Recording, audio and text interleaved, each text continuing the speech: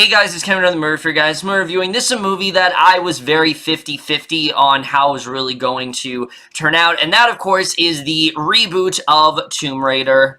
And what Tomb Raider is essentially about is, once again, we are centering on the character of Lara Croft. However, in this movie, she is not yet the Tomb Raider that we know her to be. She is much more reckless. She's kind of living this carefree life, and she ends up coming in possession of the key to her father's office, and in doing so, she learns about his research into this place called Himiko, which is like the queen of Yamatai, and basically Himiko is capable of killing people by, simply touching them and all that stuff, and her generals chained her up, sent her to this remote island to be buried alive so she couldn't, harm anyone anymore. And basically, he wants Lara to destroy all of his research, but Lara obviously is very intrigued. She wants to investigate further, figure out what's really going on here, and bury up any sort of secrets that her father has left behind. So Tomb Raider in general, I was definitely interested in this movie, to say the least. Prior to this film, I had not seen the first one. I hadn't seen the first one, of course, till today. And if you guys didn't see my review of that, it's a dumb movie. It really is. But it's sort of a guilty pleasure. It's a film where I'm able to kind of ignore the very blatant flaws and just not ignore, but recognize the flaws and just kind of go with it. That's kind of how I am with that movie. With this one, on the other hand, I really didn't know how this one was really going to turn out. I heard all kinds of different things about it. I thought that they could, maybe turn video game movies around, but here's the thing. Every time we have a movie that people are saying is going to, finally, it's finally going to fix video game movies forever, that rarely ever ends up happening. In fact, most times it ends up being another just very disposable film. So I really did not have much hope for this one, and I will say this: does Tomb Raider revitalize the video game, genre as a whole in terms of movies? No, but it is, in fact, a step in the right direction. This is a okay movie. It's not a bad movie. So that is, right off the bat, a bit of an improvement. And we're going to get into that right now, starting off with the cast. And I will say this right now, the cast 100% is one of the biggest things that makes this movie, specifically that of Alicia Vikander, who, this is an actress that I have very much respected ever since I saw her in Ex Machina, not in Seventh Son. That movie, I still feel really bad for her. That was the first movie I saw her in, but ever since I saw her in that, I really have seen something in her, and she does a really great job as this character. What I really loved about her portrayal of Lara Croft is just how much more vulnerable she is in this movie. I mean, she is not as aware of all of these weapons, and she doesn't have that training and things like that. She's a much different sort of Lara Croft than the one you may be used to, but I really love seeing that. It was a bit of an origin story for her. She especially works very well in, action scenes. She really does show how much of a badass she is, and don't let the whole thing about, certain thing between her chest really bother you. I know a lot of people have been getting on that. Don't worry about that. She was definitely the right person for this role. She is ripped. You can tell that she is definitely game to play this role. She is simultaneously both a badass, but also a very well done actress, and I really did love what she had to do here. I think she single-handedly pretty much stole the show here, and for me, I thought she was absolutely the highlight in this entire film. As far as the rest of the cast goes, I think they did, for the most part, what they needed to do here. No one really is on the level of Vikander.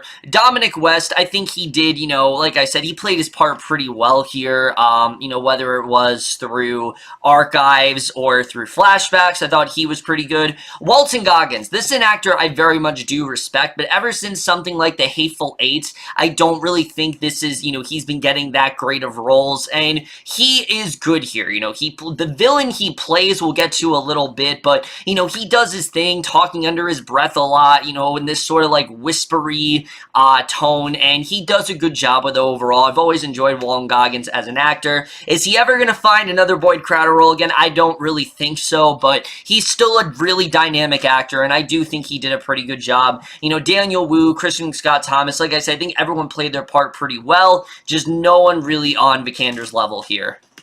But now let's get to what you guys really want me to talk about, which is the directing and the writing. In the original movie, this was one of the worst things about it. And I'll say this, I do think that both of these things are improved immensely in this movie, especially the directing. The way Uthaug goes about, you know, directing this movie is much different than that of the director for the first Lara Croft, because with this movie, he really does take his time. He's taking a much more dramatic tone to the story, does still retain that fun element in here, but he is taking the story seriously, and I thought that was actually a really good approach here, because it already sets itself apart from the other films that have come out, and I do think that serious tone was well done here. I, for the most part, was able to take this story seriously, and I did think he did a pretty good job with that, and he does throw some humor in there. It doesn't always work. You know, small role from Nick Frost actually did boast some laughs. I mean, but that's just because of how entertaining Nick Frost is as an actor. I don't necessarily know if that was really the lines that he was being given. So, the directing, I thought, was well done for the most part. I thought Uthaug, like I said, he went about it pretty well, and I was pretty much impressed with his directing. But let's talk about the writing, because here's where we get to some of my negative stuff with the film. Because sure, the movie, like I said, it's an improvement over video game films. That does not mean it's a great movie by any means, and especially in terms of the writing, because as good as Lara Croft in this movie, which I do think she is a well-done character, I do think they get some interesting stuff with her, the story and the characters that are surrounding her is pretty dull. It really is. I mean, the story is just your typical, she has to go after, like, this one artifact and, you know, basically do what she can to reclaim her father's inheritance because she's about to lose it or whatever, and it's just not a very interesting story. I found myself, honestly, getting pretty bored by a lot of the dialogue type scenes in this movie. And again, Vikander does a good job in these scenes. You know, it doesn't take away from the fact that she is great in this role. I just felt that a lot of the writing, the film felt very underwritten. It felt like they really could have given more to these characters. They really could have done more with them. And just in general, the story felt very disposable. Not nearly as disposable as the villain here. As good as Walton Goggins is, he is easily one of the most one-note villains I think I've seen in a while. I mean, this guy, there's really nothing to him. He's about as disposable as the villain in the first movie. The difference is that villain felt more like a cartoon. This one does feel a little bit more like a real person. There just isn't really a lot for him to do. He just simply is this member of this company called Trinity, which is this like really shady organization or whatever. They're not the Illuminati in this, so it's a little bit more, like I said, you can take that a little bit more seriously than they did in the first one. But other than that, there's really not much to Vogel. He's adamant about getting this artifact. You know, he is a rival of her father. He will stop her at any cost, and that's really all there is to him. There's nothing else to this character. You don't really get the sense of why he wants this one thing, and I just felt in general, as a villain, he was really underutilized, and I think Goggins does deserve better than that. He's a very dynamic actor, and they didn't really give him a lot to do here, so I was definitely really let down by him. Same with Daniel Wu and Kristin Scott Thomas. There just isn't really much to them as a character. And I also will say there is a twist late in the game, like about halfway through this movie, and not only did I see it coming, but I found it to be really unnecessary for the most part. Not only unnecessary, but so unnecessary to the point where I feel like you could have cut it out of this movie altogether, and the movie still kind of plays out this same way. You know, Lara kind of assembles this team, and basically everyone in this team, I can't tell you a single one of their names. I can't tell you a single thing about who they are or what they were doing. I just found them personally, extremely boring and very one note. I really did not find myself interested in these characters. Something that did improve here, though, was the action. I thought the action here was actually a lot better. Now, yes, there are points where it does feel like a video game. Like, there's one point where there's these spikes are flying at her and she has to, like, jump over them. That felt like a video game. It really did. But there are also those scenes that are very well helmed. Like, for example, this shipwreck scene, I thought was actually really threatening, really actually had me on the edge of my seat, and I did think it was very well filmed for the most part. So the action scenes are pretty 50-50 for me. They were entertaining. They're definitely not on the level of the original. The original, some of the dumbest stuff I've ever seen, but at the same time, some of the best stuff I've ever seen. Here, it's just a lot more practical. However, if you take out the idea that, you know, she's, you know, in reality, a lot of this stuff, she could very seriously get hurt or even killed. If you take that factor out of it and you try to kind of eliminate that, I think that the action, for the most part, is pretty entertaining, and I definitely did enjoy it overall.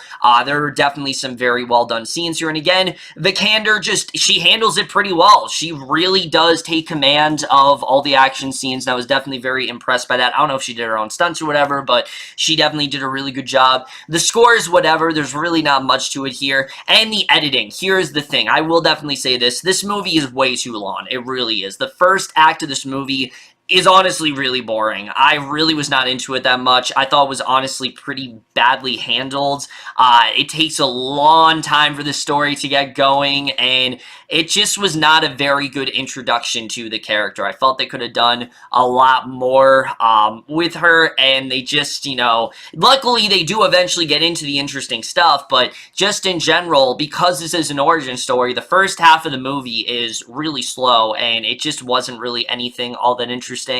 But other than that, guys, this, like I said, is a disposable video game film. It is a fine adaptation for this series in general. I thought this was a much better film than what we have been getting. This is not another Assassin's Creed. This is not another Warcraft. It is not on that level, but it isn't like a game-changing film, for, you know, video game movies. However, I will say I would be interested to maybe see more with this character. The film does end things at a point where there actually is a very interesting cliffhanger, and I'm interested in seeing really where they were going to go with that.